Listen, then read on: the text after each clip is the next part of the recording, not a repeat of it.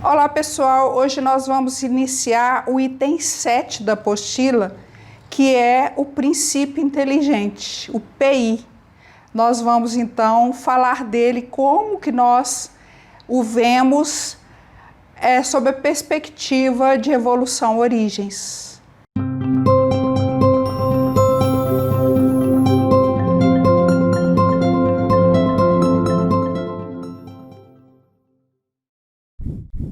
Então, pessoal, vamos fazer a revisão do item 4.2, corpúsculo de linha indireta.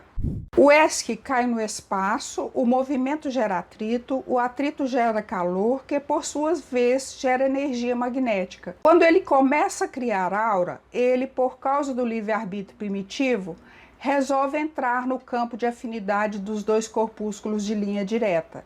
Quando o ESC-LI resolve entrar no campo de afinidade, ele pode entrar ou pela aura do corpúsculo positivo ou pela aura do corpúsculo opositivo. O ESC, ao entrar na aura do corpúsculo positivo, de linha direta, movimenta, sofre influência e se satura. Ao movimentar-se, ele atravessa a aura do corpúsculo positivo saturado da influência dessa aura e ingressa na aura do corpúsculo opositivo. Na travessia, os elementos imantam-se de partículas etéricas. Eles se tornam luminosos, pois são intermediários dessas partículas formadas pelo atrito das auras dos dois corpúsculos de linha direta. O ESC-LI, em vez de fazer o que o ESC-LD fez, ou seja, criar um campo e trabalhar, ele resolve entrar no campo que já está formado, que já está pronto, sem esforço algum. Exemplo, Divaldo, com a mediunidade, ia a um casamento e ficava mais alegre que a noiva, ou ia no velório e chorava mais que a viúva, ou seja, ele literalmente entrava no campo de influência ou da noiva ou da viúva. O médium, então, é um ESC-LI, que se faltar instrução, vai chorar mais que a viúva e rir mais que os noivos. A produção de partículas etéricas no campo formado pelos dois corpúsculos LD, no movimento de suas auras, cria-se o atrito entre as duas auras. Deste atrito resulta partículas de luz. O campo é escuro, porém, no atrito surgem as partículas etéricas semelhantes ao uso do esmeril.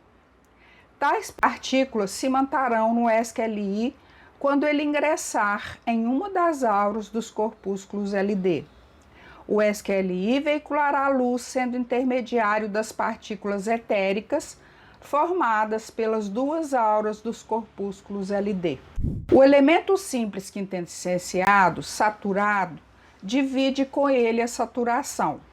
Nessa permuta, os dois se equilibram em matéria e energia, girando um em torno do outro. Cria-se assim um campo menor dentro de um campo maior. Quando ocorre a permuta, os dois elementos se definem como corpúsculos. Aquele que atraiu é um corpúsculo positivo de linha indireta. O outro que foi atraído se define como corpúsculo opositivo de linha indireta. Exemplo, é semelhante às nossas células, que são um campo menor dentro de um campo maior, que é o nosso corpo. E o que acontece lá, acontece aqui, é a mesma coisa. Forma-se desse modo uma célula psíquica.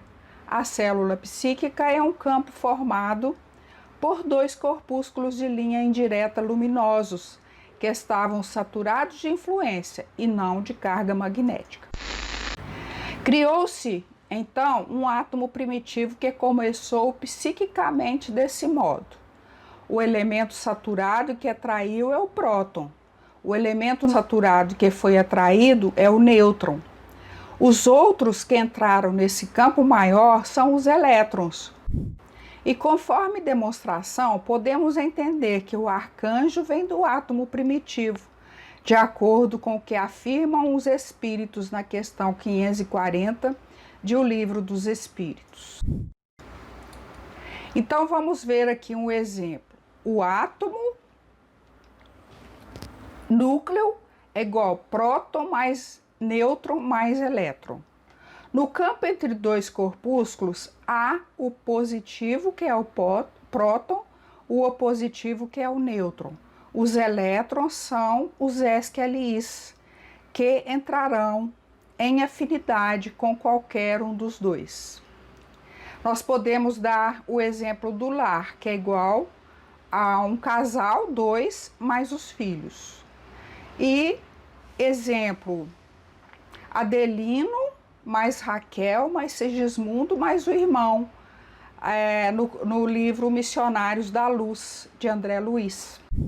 Agora nós vamos ver a escala, né, do elemento simples quintessenciado de linha indireta, até o corpúsculo de linha indireta. Então a matéria quintessenciada cai no espaço, elemento simples quintessenciado, atrita, calor, energia magnética, aura, saturação, atração, campo, corpúsculo, se torna corpúsculo. Aí a entrada do SQLI. Se entrar na aura do corpúsculo positivo, sofre influência positiva. Se entrar na aura do opositivo, sofre influência opositiva.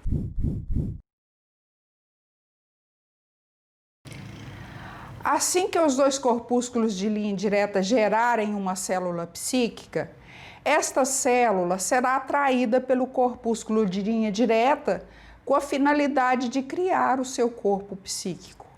As células psíquicas e luminosas formam-se tanto na influência da aura do corpúsculo positivo de linha direta, quanto na influência da aura do corpúsculo opositivo de linha direta.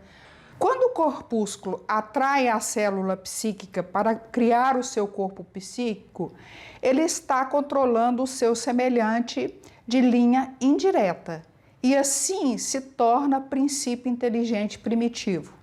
Esses dois corpos desses dois princípios inteligentes de linha direta são idênticos e, por não haver outros iguais, são denominados de almas gêmeas. Vejamos como elas são criadas. Primeiro, vamos ver o que é o princípio inteligente.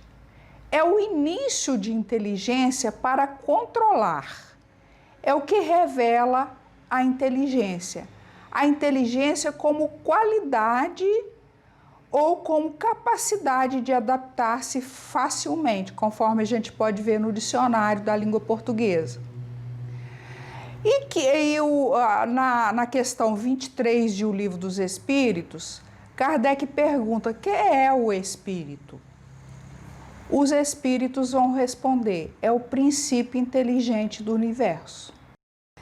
Seja qual for a ideia que dos espíritos se faça, a crença neles necessariamente se funda na existência de um princípio inteligente fora da matéria. Isso a gente pode ver no capítulo 1, item 1 do Livro dos Médiuns. Que definição se pode dar dos espíritos? Pode-se dizer que os espíritos são os seres inteligentes da criação. Povoam o universo fora do mundo material, conforme a questão número 76 de O Livro dos Espíritos. A palavra espírito é empregada aqui para designar as individualidades dos seres extracorpóreos e não mais do elemento inteligente do universo, conforme a gente vê na nota da questão 76 de O Livro dos Espíritos. Os corpúsculos de linha direta não têm corpo psíquico. Cada um, o positivo e o opositivo, tem a sua aura. Então, ele atrai a célula psíquica. Ao fazê-lo, o corpúsculo de linha direta está atraindo o seu semelhante, porque ele é corpúsculo e o outro também o é. Ao controlá-lo, ele se define como princípio inteligente. Quando um corpúsculo atrai uma célula psíquica e o outro realiza a mesma ação. Exemplo: o corpúsculo atrai a célula psíquica para criar o seu corpo, como nós atraímos as nossas células na gestação, para conquistar nosso corpo físico. É a mesma operação, sem diferença alguma, célula por célula. É relevante afirmar que a célula psíquica é criada por um ESC que veio saturado de influência da aura de um corpúsculo de linha indireta. Isso significa que quando sai um elemento simples saturado de uma aura e vai para outra, sairá da aura oposta um outro, obedecendo ao princípio de correspondência, o qual estabelece que cada um recebe de acordo com aquilo que dá. Desse modo, então, sendo criados os corpos psíquicos dos dois princípios inteligentes, o opositivo e o opositivo.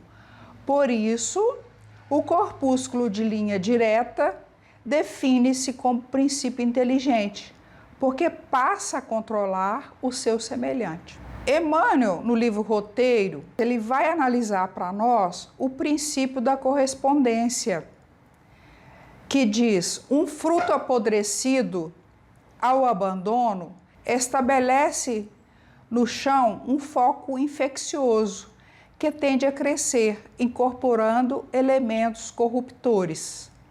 A terra cultivada produz o bom grão, aliás. Cada criatura recebe de acordo com aquilo que dá. Cada alma vive no clima espiritual que elegeu, procurando o tipo de experiência em que situa sua própria felicidade. Lembremos que a palavra correspondência é derivada do termo responder. Os corpos psíquicos são idênticos, gerando um campo de força enorme, o que estabelece uma vinculação até o primata, no reino nominal. Esses corpos de alma gêmea seguem juntos no regime de compulsória. Regime de compulsória que nada mais é do que a lei de causa e efeito, uma resposta natural normal.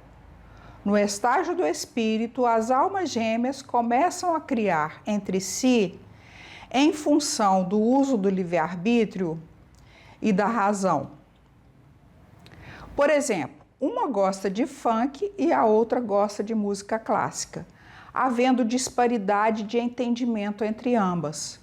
Podemos detectar nesse âmbito, inclusive, os mais diversificados tipos de relação conjugal.